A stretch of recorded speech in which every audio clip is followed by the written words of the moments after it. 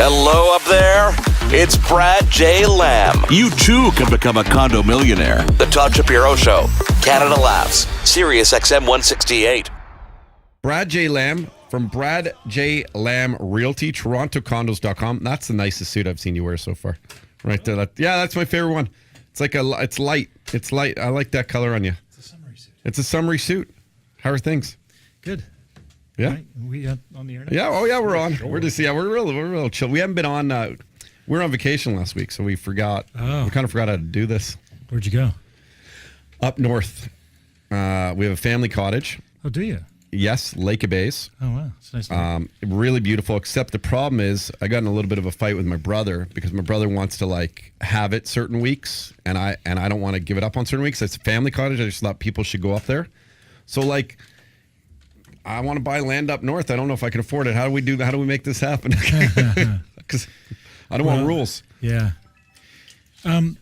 Lake of Bays is a fairly expensive lake. If you go north and east, you can do Kawarthas. better. Yeah.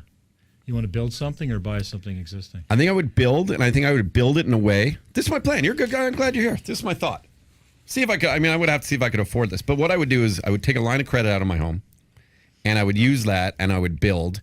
And I would build it to be able to have a certain amount of weeks, but then rent it other weeks. And I would build something really funky, cool, and modern, something that's kind of different up north that would get the city folk there, and especially guys I would know, be like, hey, you should rent my cottage for a week, whatever. And then I think that could cover the costs and the interest. And then over time, that would increase in value. Yeah, well, for sure, the styling is the right way to go because I actually rented a cottage maybe 3 or 4 years ago for my ex-family. Okay. In-laws and such. It was on Lake Muskoka or Rosso or one of the, one Sure. of those fancies at Joseph. And it was a kind of a shitty cottage. Ah. It was probably worth $2.5 million or something like that, $3 million. But it was a shitty cottage. It really needed a lot of work. It looked great in photographs, but in real life, it was a mosquito nest. It wasn't great. And the thing is, it wasn't stylish, and there's a big need up there for modern, contemporary stylings in cottage. I took a screenshot. Tell me if you like this look. I don't know if this is the best radio. I have all these crazy dreams. It's because you come on the show once a week. I'm 43. I swear to God, you're my influence. You're my mentor now. And don't take this the wrong way. It's like, why not act on something? Why not take a chance? I'll take a line of credit on the home, make an investment. If I just sit on whatever, it's not going to ever grow for me. So why not take a chance with these things? And I have this wicked plan in my head, Brad. I'm going to show you a screenshot I took. You're never going to lose money on fresh water, my friend. I agree. And even though I don't think I can afford it, I'm like, you know what? I'll make it work because I'll work harder. That's what you said. Yeah. I'll figure out a way to pay it off. I got to show you a screenshot. Tell me. I think I want to show it to Jay Brody too.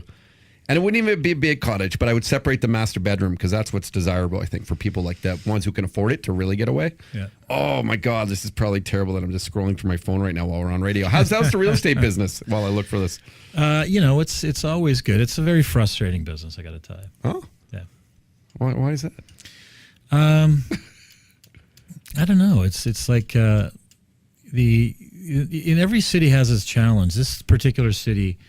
I think that the planning department is broken and doesn't function. And I'll give you an example. So I have a project that I launched about a year and a half ago, maybe almost 2 years ago, and we applied. We had a date for the OMB. The city and I don't agree in terms of what I want to see there. They want to see there. This is a property downtown on Richmond Street. It's actually called the James. Actually, it's just called James. Cool. It's so cool it doesn't have a the attached to it. James. We know. It doesn't need it. It's James. Yeah, like Madonna. Yeah, Beyonce. exactly. Anyway, so July we were supposed to have an OMB date with the city showing up. What's OMB for those who listen? Ontario? Okay, it's called the Ontario Municipal Board, and there used to be about 35 members. These are board members who sit and rule in fights pertaining to real estate. So, if you want to build a house and your neighbor says no, and they object to let's say a committee of adjustment affair in the city, then it gets to the ultimate real estate court, which is the OMB, and it's fought out there with lawyers, and sometimes people just go themselves and do it, but generally it's best to hire a lawyer. We hire lawyers. And so we had a date. It was this July. We'd waited about a year and a half to get there. Why? Because there were 35 members. There's now 15 and rumored to be 10 people. So it's gone from 35 people that sit in these tribunals, individual guy ruling, to down to 15 and now rumored to 10 here in September, October, which means that it takes much longer to get in front of a guy because how many, these people are overworked as it is. Sure. Why? Well, because the current premier hasn't named new people. Why? I don't know. That's the question for her. But what it meant for me is this project should have seen an OMB day within 6 months of application. It took about a year and 2 months. And then when we went to go, 10 days before the hearing, the city came out and said, you know what? We have a couple additional witnesses we want to add to the docket. And your 4-day hearing is not going to be enough, so we now need a 7-day hearing. So we have a choice. You could do 4 days and then 3 later, which is a very bad idea because you're breaking up the hearing so the chair will forget what they heard. So you reiterate all the stuff anyway later. Well, you can't reiterate because then you run out of time. So you can't. You basically split it in 4 days and 3. And so the chair 6 months later, the guy's not going to remember or the woman's not going to remember exactly what they heard in your favor or against your favor on that first date. So it's a bad idea. So we had to go back and get another set. We had to get a 7-day date. So we were supposed to be this July. Guess what the date's pushed back to now? Flying cars will be made by then. Pretty close. Next June. And now you're just sitting on a property that you can't necessarily do what you want to do with it, so that delays everything. Yeah, and we wonder, and then we wonder why real estate's expensive in the city of Toronto. Well, all our costs pertaining to this get put into the prices, man. That's how it works, right? So, so these delays, which are terrible, this is just one example of many I could give you, are terrible, and they're very costly to buyers, and they also cost the city of Toronto, because the city of Toronto would normally be getting $1 million a year in property taxes from this building alone. It'd be going up from $25,000, the current property, knocked down condo, to $1 million. So the city would be getting $1 million. Wow, is that what? Yeah, I would never thought of tax. It's insane. 40 time increase is what we generally do. Not only that, the city would also get the land transfer taxes, right? Yes, for all the moves. Which is 125 $5,000 checks. That's $700,000 plus to the city of Toronto for a one-time land transfer tax fee. That's nice money. And then they also get all the building permit fees, which is millions and millions and millions. And the province would get HST.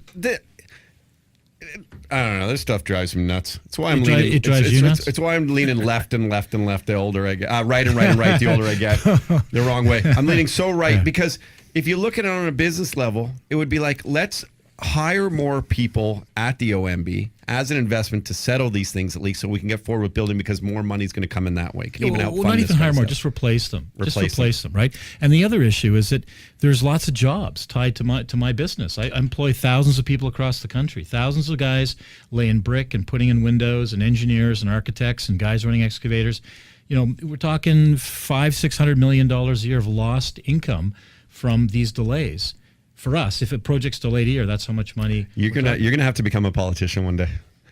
I already am a politician. Well, I mean, I'm a sales guy. Yeah, No, you're more. You speak the truth, man. You got to be a politician who speaks the truth. Do those exist? There's one, but now they're calling him a dictator. So who knows? And Donald Trump. We're going through some notes here, and Chinese investors have spent over $1.3 billion on commercial real estate in the first 6 months of 2016, compared to $309 million last year. Brad, why is this happening? Well, Chinese people like Canada. Actually, you know what?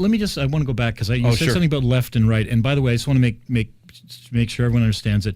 That issue with the OMB is not a left or right issue. Okay. It's just, I don't really know all the reasons why Catherine Wynn's not replacing those chairs. I'm sure she has her reasons, but they're bad, and she needs to change her tact. But it's not a left or right issue. It really isn't. It's just, because actually labor is being hurt more than anybody by that decision. How does this work in other sort of smaller areas in Ontario? And we'll get back to the the OMB, it really only comes up in contested situations, right? And I think the mayor of Parry Sound would be thrilled if I said I wanted to build a 40-story high-rise downtown. Well, maybe not Parry Sound, but Thunder Bay. They would love that, I think. So I think that Toronto, we have had it so good for so long that there's so many people that have an opinion and a either a like or dislike for our condominium industry, that it's probably filtered down to or up to the political people in the provincial area, and they're trying to balance votes and commerce, I guess. It's is a bad it easy idea. for you? And I mean, obviously, your reputation's at stake, and you have your entire business and all the businesses that facilitate from Brad J. Lamb Realty. Is it hard for you not to really lose your cool? Because I would punch holes in walls. Like Jay, when you used to build stuff and get mad, you'd damage a lot of things, right? I one time put my fist through a countertop. Marble. I smashed the end off of it. And I was like, oh my God, now I have to blame this on another trade. And I did, and we backcharged him. It was okay. This guy's Superman here. Yeah, he's Smashing marble with But his how head. do you remain calm? Because I wouldn't be able to. Well, you know what? In my earlier days, I was a bit of a wild man. And I'm talking in my 20s and early 30s, and you just have to change if you want people to listen to you. Right? Okay. You have to be Go at their pace. you have to be logical and educated and calm and have a good argument, right? That's really how things get done. Okay. Ultimately, you win that way, and they should have just listened to expedite the process at the beginning. That's my thoughts on it. Well, you hope. Anyway, the Chinese question. So the deal is that it's actually not that much. It's $1.3 billion, I think, is the number. Yeah. And there was a project that changed hands in Toronto. It was called King Blue. And Mervish started it, and then he sold it to a local Canadian development company. It was a partnership, and then they sold it to a Chinese company, Chinese National Development Company. They're a Fortune 500 company worldwide, but they're really controlled by the Chinese government. And they paid $160 million for it, just the land. So you think about it, that's just, and then I know that a big portfolio of real estate sold in Vancouver for $500 or $600 million to a Chinese group. So those two deals alone Or about half 800 million. So it sounds like a massive number, but there's like trillions of dollars of real estate in this country. It's not really a big number commercially. And what would that mean down the road? I mean, it would just development jobs thing. I mean, does it matter where that money comes from? Well, it does in a sense that, in the 70s, the Germans were a big buyer here. They bought a lot of apartment portfolios and malls and things. But at that time, Germany was a more or less trusted ally of North America. We didn't worry about the dealings in Germany. Today, what's going on in China is a little worrisome. I mean, it's a dictatorship of a Politburo, and the people that profit largely in China are associated politically in some way, the ones that truly profit. And if they cross swords with the people that run the nation, they end up in trouble, right? So the problem is that they're generating money through a dictatorship, and then they're moving that money to a democracy. And I think that I have a problem with that. I actually have a problem with that, but I'm not sure. Everyone wants to participate with Chinese trade. Everyone does. Every country in the world's clamoring to do business with the Chinese. I don't know how you stop that. You can't invest in China and not have them invest in Canada. It's a two-way street. So I don't have the solutions, but it's certainly a bit of a concern. Is the ultimate benefit, at least, so that money is continuing to be invested in this country? Yeah, so let me be clear about that. I have a problem with the individual Chinese investor buying real estate in Canada, like houses or things like that. I'm talking about state organizations. Yes. That are controlled by the government, because real estate's an important part of our industries here, and if their government is controlling a large part of our national fabric, real estate, then if we got into a conflict with China in some way, what would that mean? What would that look like? They could build a mini base on their land. Well, I don't know what they do, but it wouldn't be that. I know. Wouldn't be that. Downtown here in Toronto, the downtown core, where we broadcast from, to all of Canada, the biggest city in Canada, of course. Condo listings for sale are down 31% year over year, and rental listings are down, from what I understand, 37% year over year. Why is this happening? What does this mean? Well, it's interesting because even today, when you open up the newspaper or you listen to radio or television or any media source, you hear people talk about real estate prices falling. Not going to happen. When the inventory of rentals is down 37%, we're not talking 5% or 4%. This is a massive number. It's almost half, right? It's close to half. That means rental prices are going up, and it means that people who are hoping to rent a one bedroom on their own or a studio means they're going to have to move in with someone else. That's the reality of the young reality or the choice of young people today in Toronto. With respect to sales, it also means if the inventory of available products down by 31%, it also means that there's more buyers for inventory, and that will drive prices higher too. And this is all condos we're talking about. It's not single family. Okay, homes. condos. It's all condos. So it means higher prices. That's what it means. Is this part of the reason that you always think you should be able to build taller and more units in each building because it might help this stuff, which will at least keep prices somewhat affordable for people?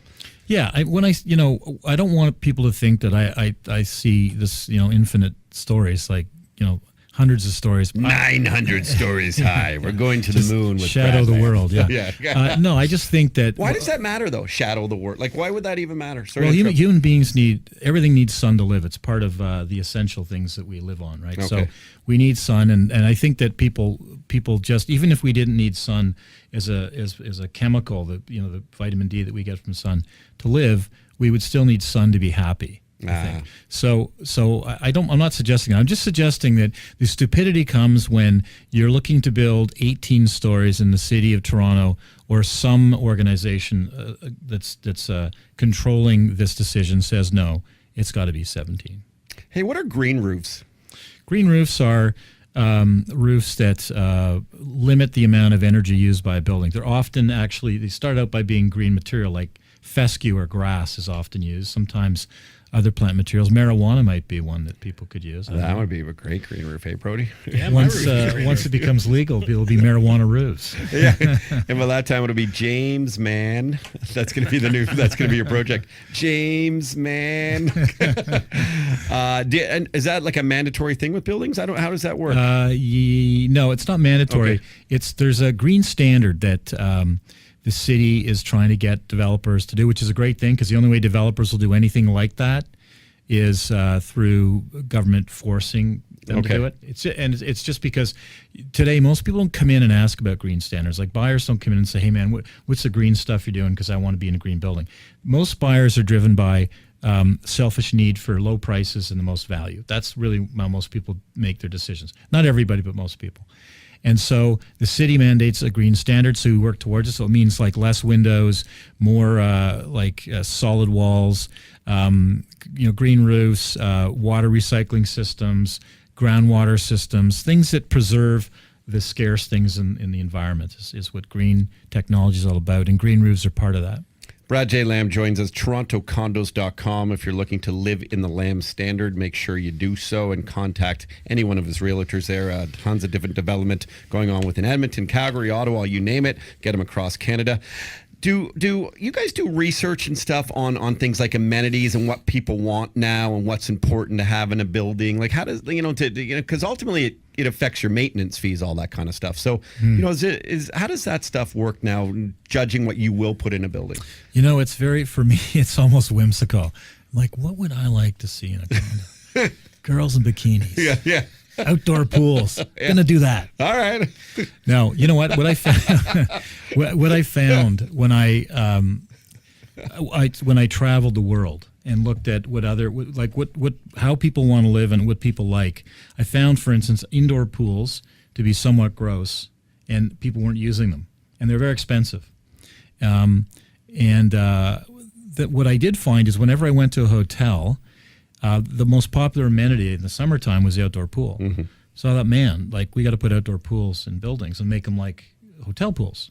So we started doing that maybe 10 years ago. And now any building I possibly can, I put an outdoor pool in, because I think that condos are getting smaller and smaller, and I think people need to get out of their unit and get out and socialize. And so why not socialize in the building, meet people, meet your neighbors, have some fun. So I like outdoor pools.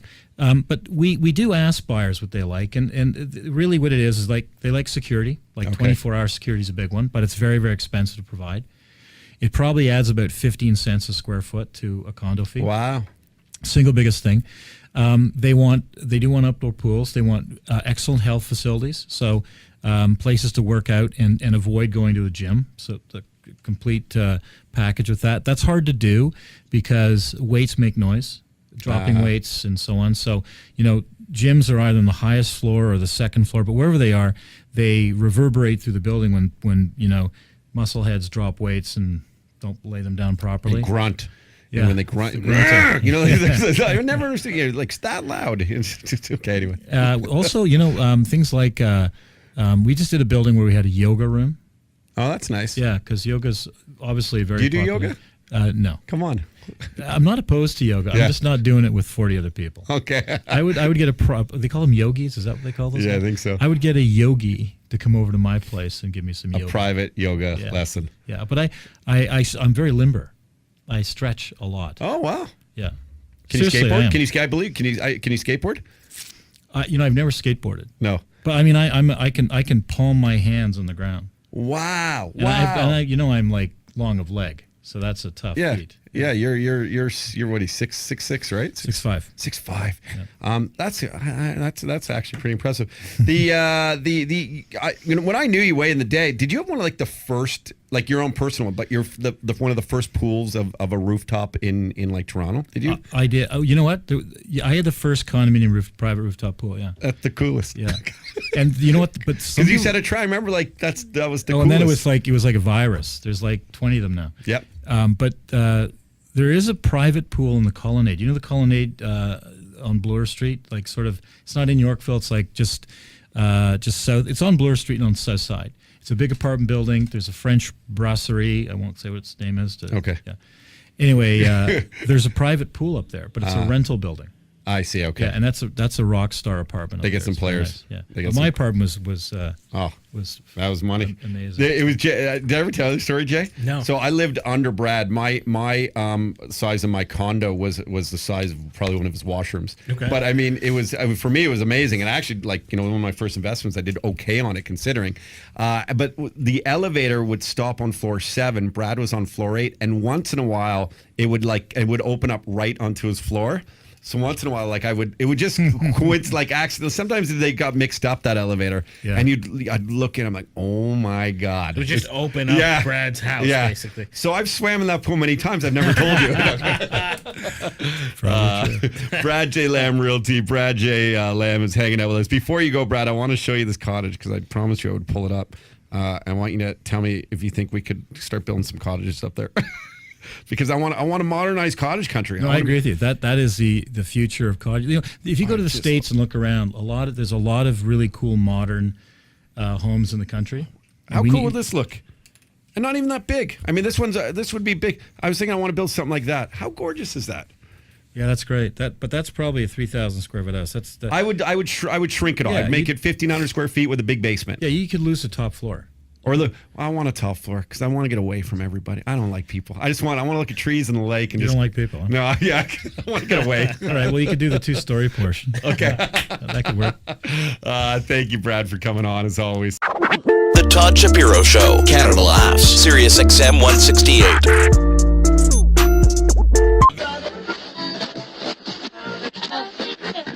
The Todd Shapiro Show. All right, we really appreciate you watching that video. Make sure you check out some more videos. Why not? Let's get caught in the Shapiro Show vortex right here. Or you can subscribe to the channel right here and check out videos at any point because we're going to give you all the alerts. We do appreciate you being a part of our family. Most families hate each other, not ours. We love you.